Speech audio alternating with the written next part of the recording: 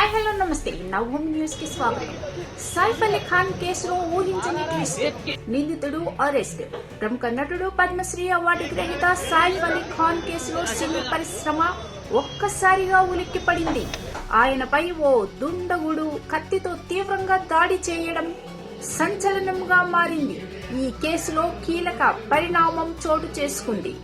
సైఫ్ మీద దాడి చేసిన నిందితుడిని ముంబై క్రైమ్ బ్రాంచ్ పోలీసులు అరెస్టు చేశారని సమాచారం. ప్రస్తుతం నిందితుడిని అక్కడి బాండ్రా పోలీస్ స్టేషన్ లో ప్రశ్నిస్తున్నారని తెలుస్తుంది. దీనికి సంబంధించిన పూర్తి వివరాలు ఇంకా బయటకు రాలేదు.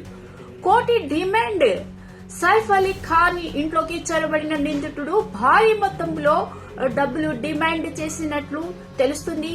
సైఫ్ ఫ్లాట్ లోకి వచ్చిన నిందితుడు మొదట పని మనిషి ఎలియామ్ ఫిలిప్స్ పై కత్తితో అటాక్ చేశాడని పోలీసులు తెలిపారు. ఆమెను బంధించిన దుండగుడు ₹1,00,00,000 ఇస్తేనే వదిలేస్తానంటూ బెదిరించాడు. అప్పుడే అక్కడికి వచ్చిన సైఫ్ అతన్ని ధైర్యంగా ఎదిరించాడు. దీంతో దాడికి తెగబడిన దుండగుడు సైఫ్ ను పొడిచి మెట్ల గుండా అక్కడి నుంచి పరారయ్యాడు. తీవ్రంగా గాయాలు పాలైన సైఫ్ ను ఆటోలో ఆసుపత్రికి తరలించారు. కారు అందుబాటులో లేకపోవడంతో ఆటోలో హాస్పిటల్ కు తీసుకెళ్లారు.